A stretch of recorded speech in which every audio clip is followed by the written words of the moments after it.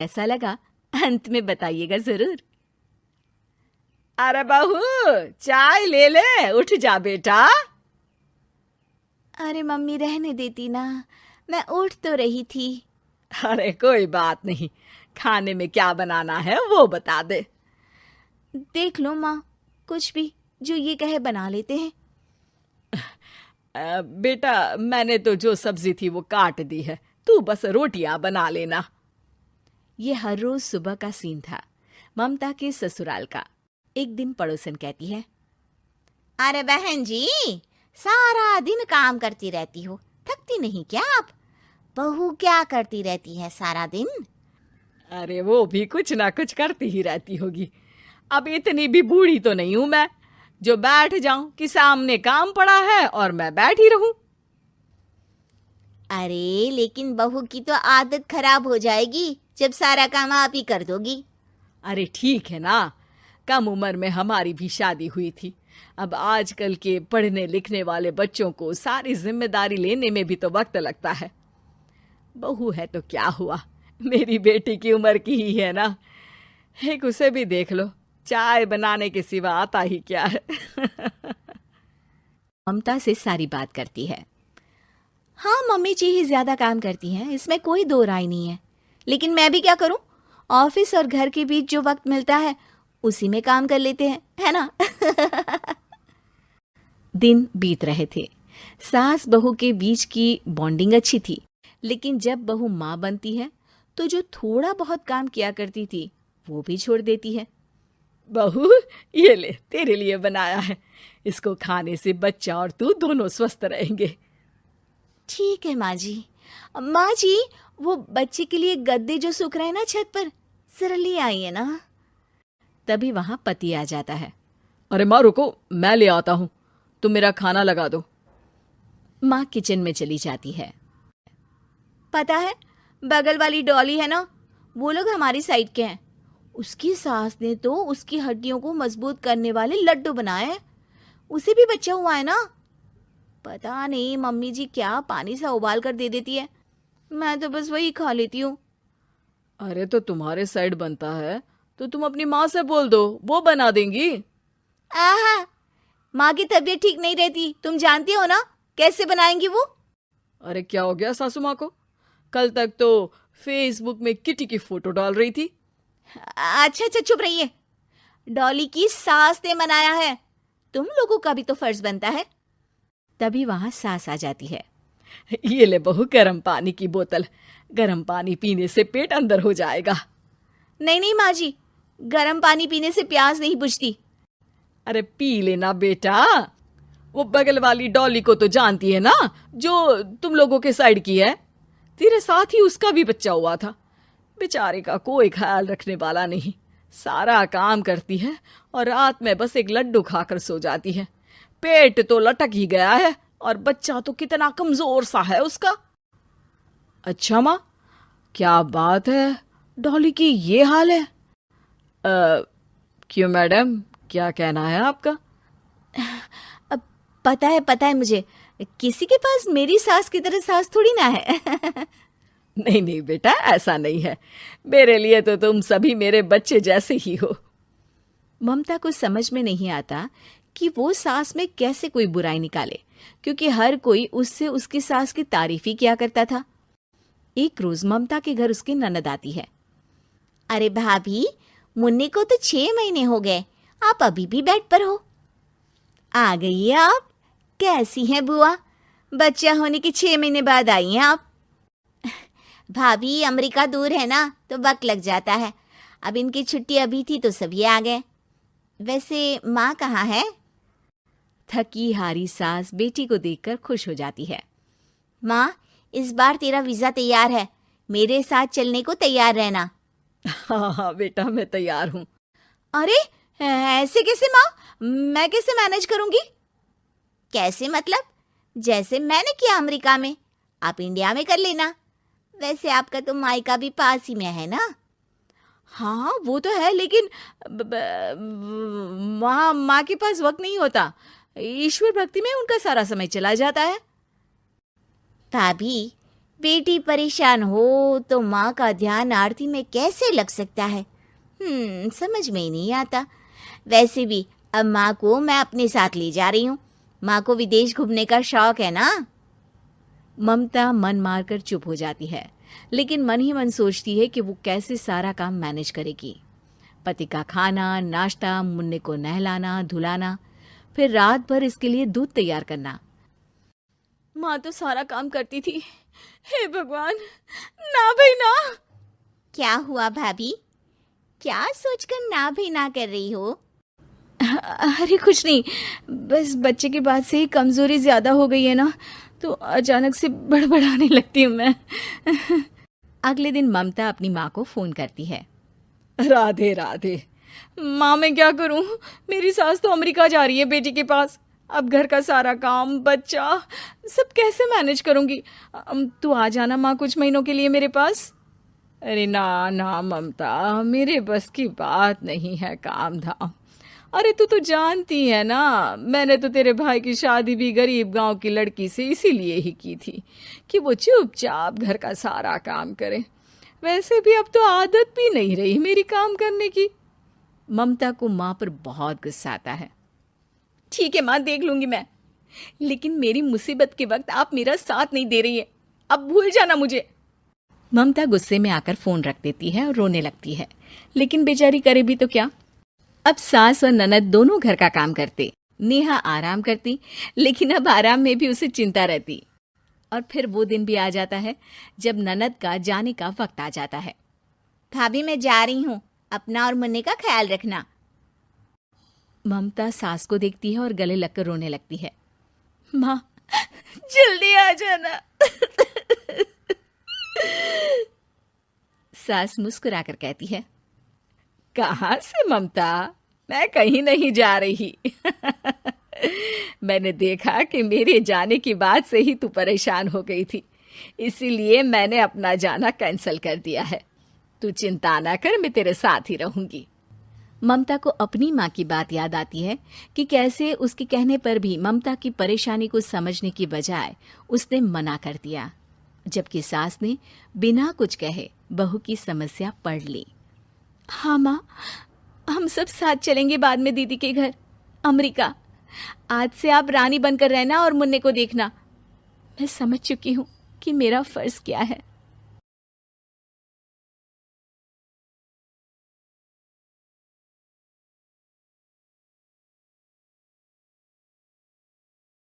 सास चली लंदन।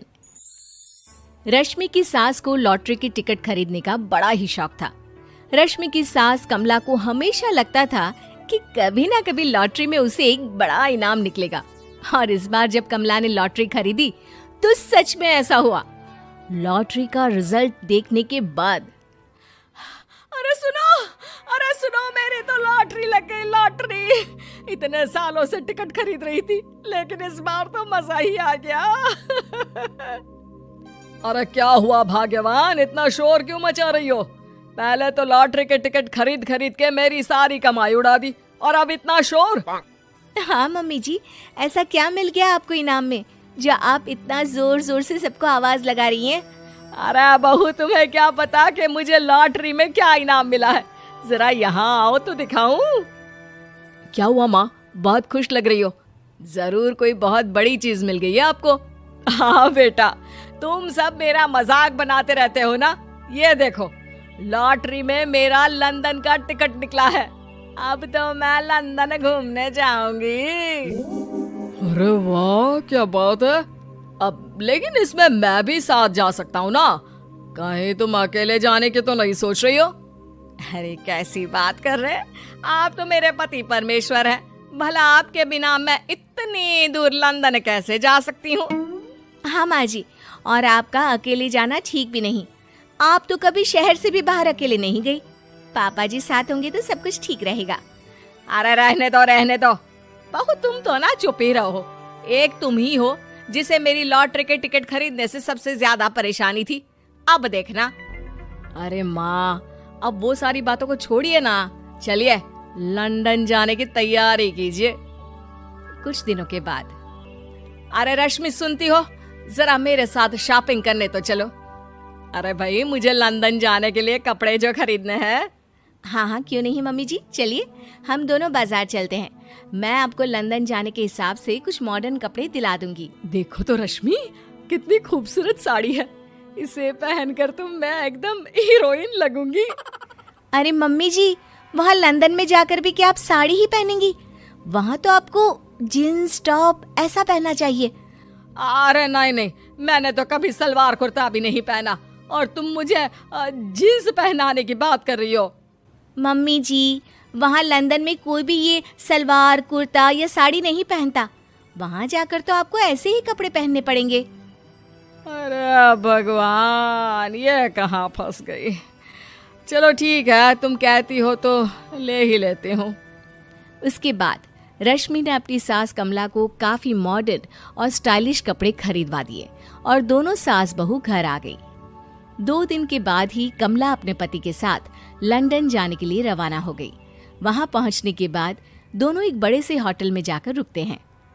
अरे बाप रे बाप, कितना खूबसूरत होटल है। इस बार तो मेरी लॉटरी नहीं लगी। ऐसा लगता है जैसे पूरी दुनिया मेरे कदमों में आ गई। वो बात तो ठीक है कमला, लेकिन ध्यान रखना, हम दूसरे देश में आए हैं और यहाँ के कुछ नियम कायदे हमें मानने चाहिए, वरना लोग हम पर हंसेंगे। आपके कहने का क्या मतलब है? मैं क्या गंवार हूँ? अरे नहीं नहीं, मेरे कहने का वो मतलब बिल्कुल भी नहीं है। अरे इन औरतों को तो देखो, कितने छोटे कपड़े पहने हैं। हे भगवान, शर्म भी नहीं आती। मैं अभी जाकर 2-4 खरी खोटी सुनाकर आती हूँ, तब अकल आएगी। अरे नहीं भाग्यवान, ये क्या करने जा रही हो तुम? ये लंदन है, लंदन। यहाँ पर लोग इसी तरह के कपड़े पहनते हैं। अगर तुमने उन्हें कुछ कहा तो लेने के देने पड़ जाएंगे। शाम को कमला डिनर के वक्त अपने होटल के कमरे में खाना ऑर्डर करने के लिए अपने पति से कहती है, देखो जी, मेरा तो कढ़ी चावल खाने का बड़ा मन कर रहा है, जल्दी से ऑर्डर कर दो ना। आई बड़ी कढ़ी चावल खाने वाली। अरे यहाँ नहीं मिलता ये सब। हैं? ऐसा क्यों कह रहे हैं जी? मुझे तो वही खाना है, और अगर कढ़ी चावल नहीं है तो मेरे लिए छोले पूरी मंगवा दीजिए, उसी से काम चला लूंगी। तुम तो ऐसे कह रही हो जैसे तुम लंदन नहीं दिल्ली घूमने आई हो। अरे भला यहाँ लंदन में तुम्हें कढ़ी चावल छोले पूरी कौन ला कर देगा? तो फिर यहाँ खाने को क्या मिलेगा? वही सब जो यहाँ के लोग खाते हैं, विदेशी लोग, समझी? तुम्हें वही खाना होगा। हाय हाय, मैं तो बर्बाद हो गई।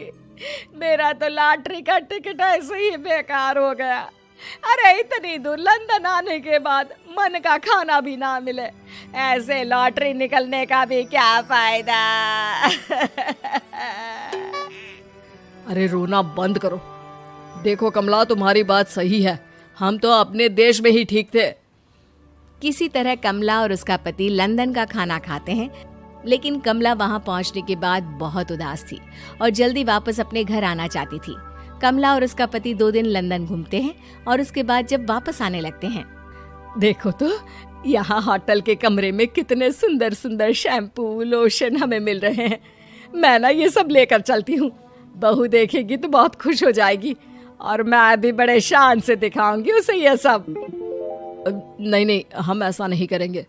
अरे क्यों जी? जब हम अपने देश में किसी होटल में रुकते हैं तो वहाँ भी तो शैम्पू की बोतल, लोशन, क्रीम, टूथपेस्ट सब भर भर कर लाते हैं, तो यहाँ से ले जाने में क्या बुराई है? अरे कमला, ये हमारा देश नहीं, लंदन है। यहाँ पर यह सब करना अलाउड नहीं होता। अगर तुमने अपने बैग में इन सब चीजों को रख कर ले जाने की कोशिश की तो हमारी बेइज्जती हो जाएगी। होटल का स्टाफ हमें होटल से बाहर ही नहीं जाने देगा। अरे बड़ा अजीब देश है, इससे तो अच्छा हमारा देश ही है। वहाँ पर कम से कम जो भी चाहो होटल से उठाकर चुपचाप घर ले जाओ, कोई कुछ नहीं कहता। हाँ कमला, तुम्हारी बात सही है, लेकिन अब यहाँ तो यहीं के हिसाब से चलना होगा ना। अगले दिन कमला और उसका पति वापस अपने घर पहुंच जाते हैं। क्या हुआ माँ, कैसा लगा लंदन? बहुत मजा आया होगा ना? अरे बेटा रहने दो, तुम्हारी माँ तो लंदन जाकर पूरी तरह परेशान हो गई। ऐसी क्या बात हो गई मम्मी जी? आप तो बहुत खुश होते हुए लंदन गई थी ना? अरे एक तो तुम्हारे ये कपड़े, जीन्स टॉप पहनकर ऐसा लग रहा था जैसे मैं कपड़ों में फंस गई हूँ। लेकिन माँ, रश्मि ने तो आपको लंदन जाने के हिसाब से ही शॉपिंग करवाई थी ना? अरे मुझे नहीं पहनना ये जीन्स टॉप, मेरी तो कमर में दर्द हो गया और पैरों में ऊंची एड़ी के जूते पहनकर ऐसा लग रहा है जैसे मेरे तो पैर ही गायब हो गए हैं। कितना दर्द कर रहा है। जानते हो, तुम्हारी माँ को तो वहाँ का खाना भी अच्छा नहीं लगा। कह रही थी कि छोले पूरी खाना है। अरे माँ, लंदन में कहाँ छोले पूरी, वहाँ तो वहीं के जैसा खाना खाना पड़ता है। अरे आगे से ना तो मुझे लॉटरी का टिकट खरीदना है और ना ही लंदन जाना है। और बहू, तुम जल्दी से जाकर मेरे लिए गर्मा गर्म कढ़ी चावल बना दो, वो खा लूंगी तो शायद मेरा लंदन जाने का दुख थोड़ा कम हो जाए। रेहाना और रवि की शादी के बाद रवि के पास कुछ नहीं था। रेहाना, तुमने मुझसे शादी करके एहसान किया है। मुझसे ज्यादा तो तुम कमाती हो। अरे तो क्या हुआ, एक दिन आएगा रवि कि तुम खूब पैसा कमाओगे। मुझे तुम पर पूरा विश्वास है। रवि और रेहाना खुद को स्टैंड करने के लिए पूरी मेहनत करते। रेहाना, मैं नौकरी नहीं करना चाहता हूँ। तो कोई बात नहीं, मैं नौकरी करके घर चलाती हूँ, तुम बिजनेस सेट करने की कोशिश करो। एक दिन। रेहाना, तुम जानती हो, मैंने जो विज्ञापन बनाने वाली कंपनी खोली थी ना, उसे बड़ी ब्रांड का ऑफर आया है। अब हम लोगों के दिन ब्यारे न्यारे हो गए हैं। मैं जानती थी रवि कि एक दिन तुम सेटल हो जाओगे। रवि का काम अच्छा चल जाता है। एक दिन वो रेहाना से कहता है, रेहाना, अब हम लोगों का बच्चा भी हो गया है। बहुत छोटा है वो, उसका ख्याल कैसे रखेंगे हम? कैसे क्या, मैं गांव से माँ को लेकर आ जाती हूँ। नौकरी से हाफ डे ले लिया करूंगी। अभी तो वो छोटा है, स्कूल जाने तक मैं मैनेज कर लूंगी। देखो रेहाना, मैं अब अच्छा कमा रहा हूँ। तुमको नौकरी करके परेशान होने की कोई जरूरत नहीं है। अरे कैसी बात कर रहे हैं, मैं अपनी लगी लगाई नौकरी कैसे छोड़ दूं? और मैंने तो सुना है हम लोगों को कुछ ही महीनों में सरकारी नौकरी मिल जाएगी। सरकारी नौकरी में कितना कमा लोगी? उतने में तो मैं ड्राइवर रख लूंगा। रेहाना को रवि की बात का थोड़ा बुरा तो लगता है। कम से कम मेरी नौकरी की इतनी बेइज्जती मत करो। भूल गए, इसी नौकरी के बदौलत तुमने अपना बिजनेस खड़ा किया है। अरे वो तो मैं किसी के भरोसे भी कर लेता। देखो, अपने बच्चे को संभालो, घर का काम करो। अब बाहर जाती तुम अच्छी नहीं लगती हो। रेहाना रवि के कहने पर नौकरी तो छोड़ देती है, लेकिन अब बड़े से घर में उसकी कीमत किसी नौकर से कम नहीं होती। एक दिन रवि का दोस्त आता है। भाभी, हम लोग तो आपको तब से जानते हैं जब से आप लोग शादी होकर इस शहर में आए थे। आपकी बदौलत ही सारा बिजनेस खड़ा हुआ है। ये किस्मत तो आप ही की है भाभी। हाँ हाँ भाई, हमारी मेहनत तो कुछ है ही नहीं। अरे होगी, लेकिन भाभी की किस्मत के आगे कुछ नहीं। दोस्त वहां से चला जाता है, लेकिन रवि का गुस्सा 7वें आसमान में होता है। देखा कैसे बोल रहा था। अरे बिल्कुल अच्छा आदमी नहीं है ये। कैसी बात कर रहे हैं आप? प्रशांत भैया तो बहुत अच्छे इंसान है रवि। कैसे उन्होंने हमारे मुश्किल वक्त में हमारा साथ दिया था। अरे था पैसा तो साथ दिया, नहीं तो कौन पूछता है। रवि का व्यवहार पैसा आते ही अलग हो गया। वो बंदे को बंदा नहीं समझता। घमंड से घिरे रवि ने तो एक दिन हद ही कर दी। रेहाना, मैं अब तुम्हारे साथ नहीं रह सकता हूँ। क्या क्या बकवास कर रहे हो रवि? क्या कहना चाहते हो? और क्यों नहीं रह सकते तुम मेरे साथ? देखो, मुझे कोई और पसंद है और उसने साथ रहने पर बस यही शर्त रखी है कि मुझे तुम्हें तलाक देना होगा। रेहाना, जो कि एक स्वावलंबी महिला थी, उसने बिना देर किए रवि को कह दिया, कोई इश्यू नहीं, मुझे पैकिंग में 4 दिन का वक्त लगेगा, लेकिन तब तक मैं तुम्हारे साथ नहीं रहूंगी। 4 दिन के लिए तुम कहीं और शिफ्ट हो जाओ, मैं घर से निकलूंगी तो बता दूंगी। रवि घर छोड़कर चला जाता है। रेहाना को दुख होता है, वो रोती है, लेकिन व्यवहार से स्ट्रांग रेहाना को पति के वापस आने का और उसे सबक सिखाने का पूरा भरोसा था। फिर एक दिन, अरे शुशिका, कब शादी करोगी तुम मुझसे? यार मैंने तो सोचा था तुम शादी से पहले मुझे विदेश लेकर जाओगे, महंगी कार दिलाओगे। अरे सब दिला दूंगा, लेकिन पहले मुझसे शादी तो कर लो। हाँ हाँ, क्यों नहीं। मैं कुछ दिनों के लिए अपने मम्मी पापा के पास जा रही हूँ और लोगों से अपनी शादी की बात करूँगी। अरे शुशिका, कैसे रहूंगा मैं तुम्हारे बिना। अब तो शादी ही होने वाली है हम लोगों की। शुशिका रवि को छोड़कर चली जाती है।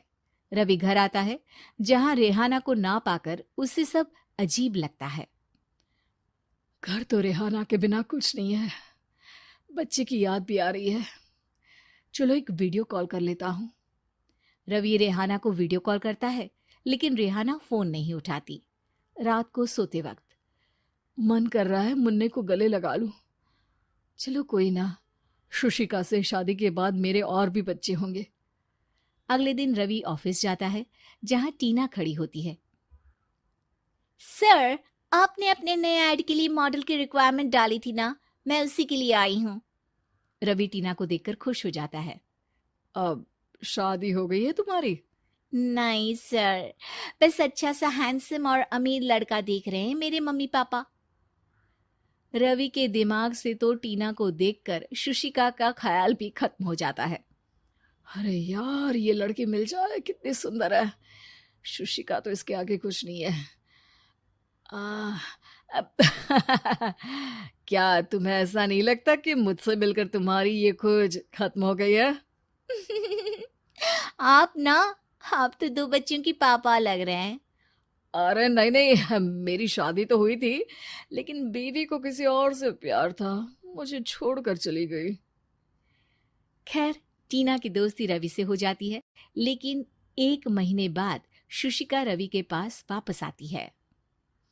मेरे मम्मी पापा तुमसे मिलना चाहते हैं, लेकिन उन लोगों को ये मत बताना कि तुम पहले से शादीशुदा हो। और हाँ, शादी से पहले अपनी सारी प्रॉपर्टी तुमको मेरे नाम करनी होगी।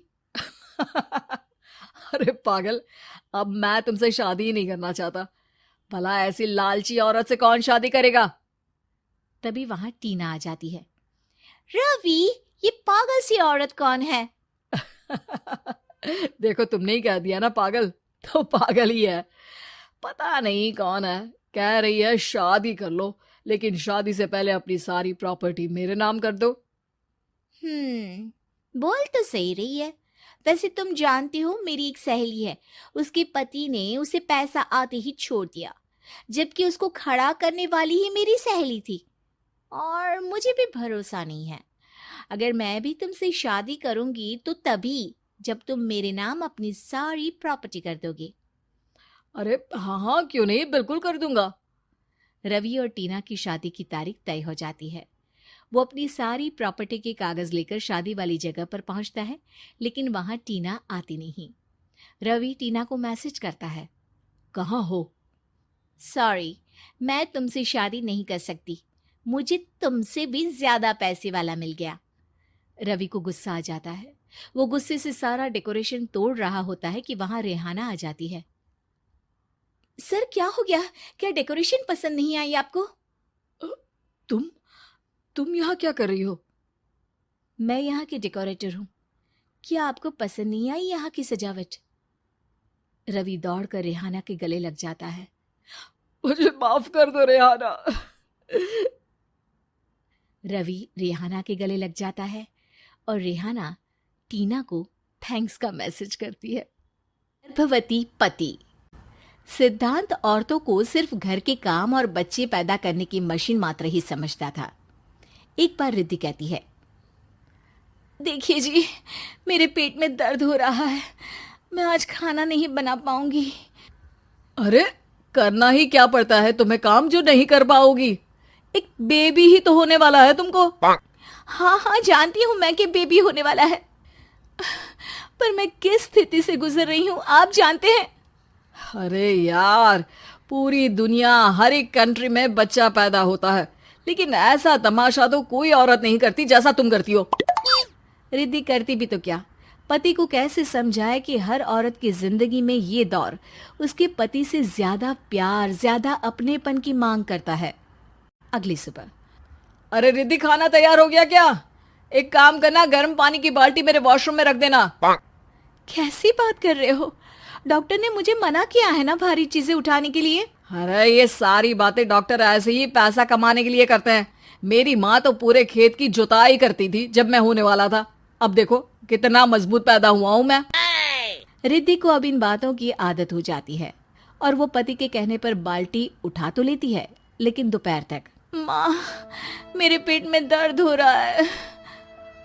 बेटा, कोई भारी चीज तो नहीं उठाई थी ना? हाँ माँ, मैंने गर्म पानी की बाल्टी उठाई थी। माँ को रिद्धि की इस बात पर गुस्सा आ जाता है और वो उसको बहुत सुनाती है।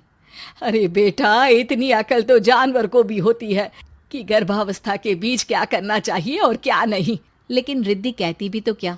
शाम को जब सिद्धांत घर आता है तो वो उसे लेकर डॉक्टर के पास जाता है। आज की रात आप लोगों को यहीं अस्पताल में रुकना पड़ेगा।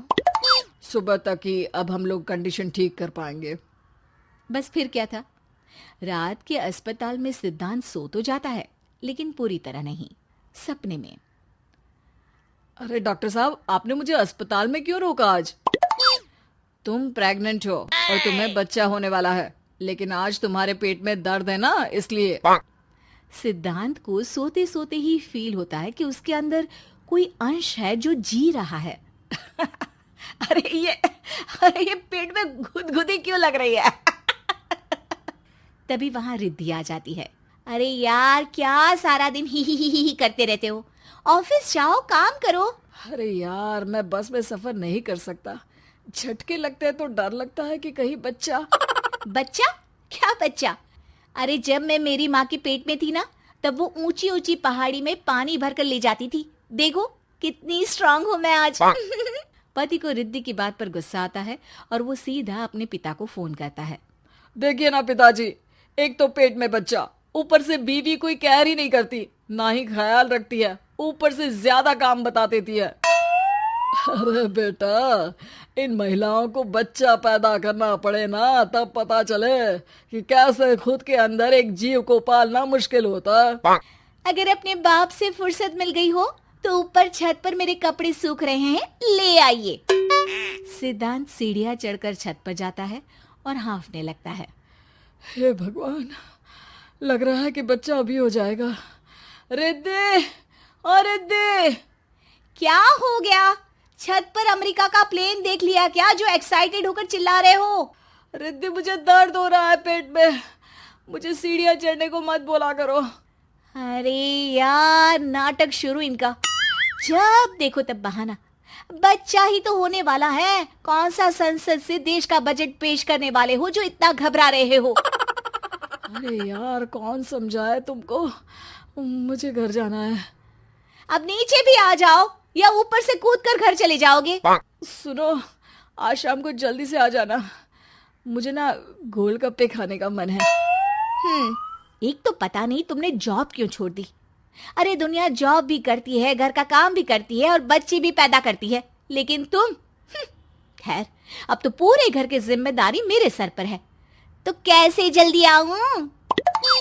अरे यार, कैसे जॉब करता, सारा दिन तो नींद आती रहती है, मछली लगती है और उल्टी।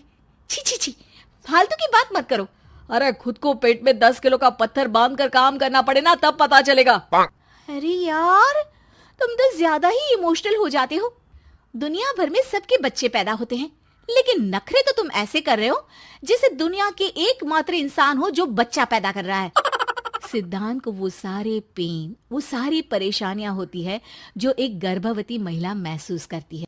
एक दिन पड़ोस का आदमी, अरे भगवान का शुक्र मनाओ कि बच्चा नॉर्मल हो गया। साइंस के अनुसार एक बच्चे को पैदा करने का दर्द उतना ही होता है जितना हड्डी के टूटने का। हे भगवान, मैं ये दर्द कैसे सहूंगा, मुझे तो छोटी सी चोट से भी डर लगता है। तभी वहां रिद्धि आ जाती है। अरे कैसी बात कर रहे हो? तभी तो कह रही हूँ, खूब शारीरिक काम करो, तभी तो जाकर बच्चा पैदा करने में आसानी होगी। और इसीलिए तो कहती रहती हूँ कि मेरे नहाने के पानी की बाल्टी को वॉशरूम में रख दिया करो। सिद्धांत बेचारा करता भी तो क्या, जब बीवी समझने को राजी ही नहीं। सिद्धांत पानी की बाल्टी उठाकर जैसे ही वॉशरूम में रखता है, उसके पेट में दर्द होने लगता है। हे भगवान, मर गया रे, मेरे पेट में दर्द हो रहा है। भगवान, मेरा बच्चा तो ठीक है ना? सिद्धांत रोने लगता है कि तभी वहां नर्स आ जाती है। ए, रो क्यों रहे हो? तुम्हारा बच्चा ठीक है? भला कोई आदमी प्रेगनेंसी में अपनी बीवी से बाल्टी उठवाता है क्या? सिद्धांत की नींद खुलती है तो पता चलता है कि वो तो सपना ही था। वो भागकर रिद्धि के कमरे में जाता है। रिद्धि, रिद्धि मुझे माफ कर दे। पति होने के नाते मेरा कर्तव्य था कि मैं तुम्हारा और अपने बच्चे का ख्याल रखूं। घर चलो, अब मैं आज से तुम्हारा पूरा ध्यान रखूंगा। मैं समझ चुका हूं कि बच्चा पैदा करना बच्चों का खेल नहीं।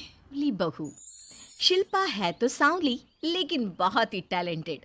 लेकिन कहते हैं ना, शादी के लिए तो लंबी और गोरी होनी चाहिए। शिल्पा, ये रिश्ता भी हाथ से गया। अरे कितनी बार कहा वो गोरी होने वाली क्रीम लगाया कर, लेकिन नहीं, किताब से सर खपाने से फुर्सत मिले तब ना।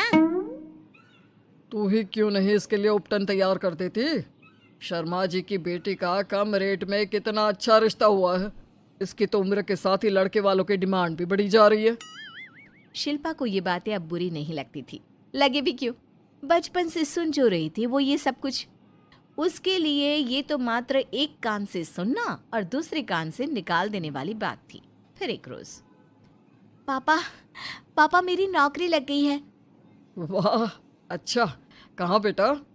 न्यूज़ चैनल में पापा, खबरों को लिखना होगा। हाँ, वैसे भी तेरे जैसी सांवली शक्ल की लड़की को कौन पर्दे पर आने देगा, क्यों? चल, 4 पैसे कमाने लायक हुई है तो लड़के वालों को बोल देंगे कि कमाती भी है, फिर शायद कोई कर ले शादी। हाँ, सही कह रहे हैं। वैसे बेटा, कल शाम को एक लड़का और आने वाला है, उसे भी देख लेना। शिल्पा को इस बार गुस्सा आ जाता है।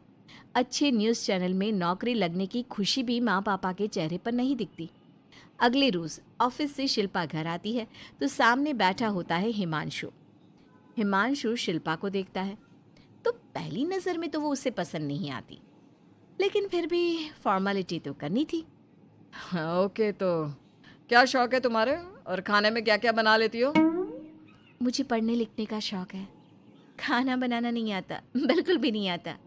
पर फिर भी क्योंकि ये रिवाज है कि बहू को खाना बनाना होता है तो थोड़ा बहुत बना लूँगी, लेकिन उतना ही वक्त किचन को दे पाऊँगी जितने में मेरा काम, मेरी नौकरी सफ़र ना हो।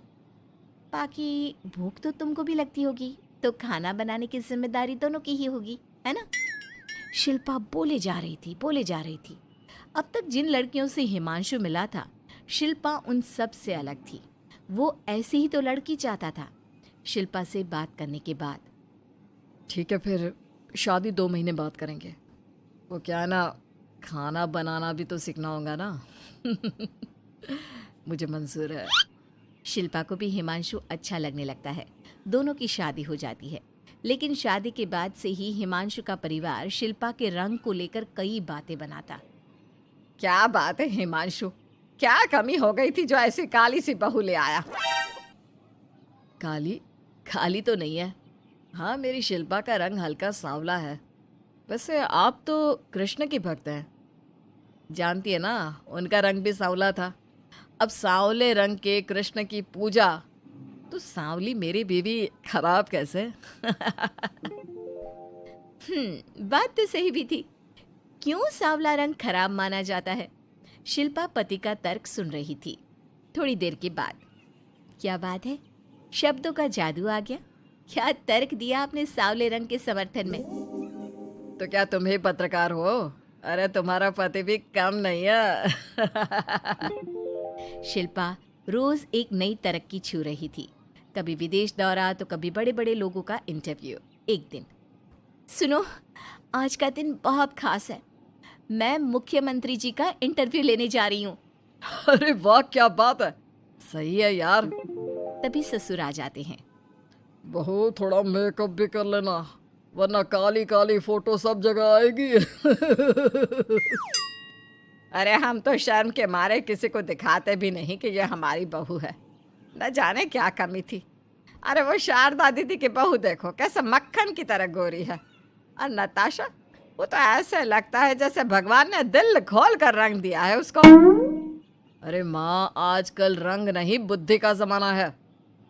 हाँ, तो वो दोनों कहाँ पागल है, अच्छा खासा घर देख रही है। शिल्पा को ससुर की बात पर गुस्सा तो आता है, लेकिन वो मूड खराब नहीं करना चाहती।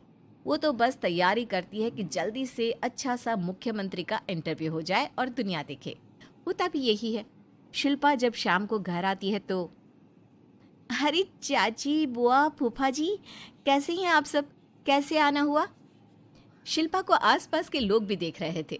वो भी जानती थी कि उसने जो इंटरव्यू किया वो कितना वायरल हो रहा है। अरे बहू, बड़े लायक हो तुम। औरत होकर दुनिया की इतनी जानकारी, कितनी समझ है तुम्हारे अंदर। वाह वाह बहू, तुमने तो हम सबका सीना गर्व से चौड़ा कर दिया। सास ये सब देखकर सोच रही थी कि भाई ऐसा भी क्या हो गया, इन्होंने तो बहू को हीरो बना रखा है। मैंने तो शिल्पा को उसी दिन समझ लिया था जब पहली बार मिला था। मैं तो जान गया था कि ये लड़की अलग है। कितनी प्यारी आवाज़ है इसकी और समझ भी लाजवाब। तभी बुआ सास बोल पड़ती है। और एक हमारी बहू है, सारा दिन टिकली बिंदी पर ही लगी रहती है। अरे दीदी, न जाने कौन कौन सी क्रीम लगाती है, अब तो चेहरे पर फोड़े भी निकल गए। कितनी बार कहा कुछ पढ़ाई आगे करके दुनिया में नाम कमाओ, लेकिन नहीं, बस सारा दिन शीशे के सामने खड़ी रहेगी। कोई बात नहीं फूफा जी, वो भी किसी की पसंद हो सकती है। हम लोगों का क्या, एक काम अच्छा कर दिया तो पूछ लिए गए, नहीं तो जमाना तो गोरी सूरत की ही तारीफ करता है। क्यों माँ जी? हाँ हाँ वो क्या है ना, मैं ज़रा पानी लेकर आती हूँ, तू बैठ बहू। हाँ हाँ बहू, तू तो बैठ। वो क्या है ना, आज तो तुझसे बहुत सारी बातें करनी है। ये बता, कैसे दिखते हैं मुख्यमंत्री जी सामने से? जैसे टीवी में दिखते हैं वैसे ही दिखते हैं क्या? आए दिन लोग शिल्पा से मिलने आते, उसे अपने स्कूल या दूसरी जगह पर चीफ गेस्ट बनाते। ये सब देखकर पति तो खुश होता, लेकिन सुंदर बहू का सपना सास की आंख से उतर ही नहीं रहा था। फिर एक रोज, शिल्पा, पापा कहाँ है? माँ जमीन पर गिरी पड़ी है, वो बेहोश हो गई है। शिल्पा की सास को गंभीर बीमारी हो जाती है और फिर आप लोग अपनी माँ की किसी बात को मना ना करना। उनका दिल कमज़ोर हो चुका है।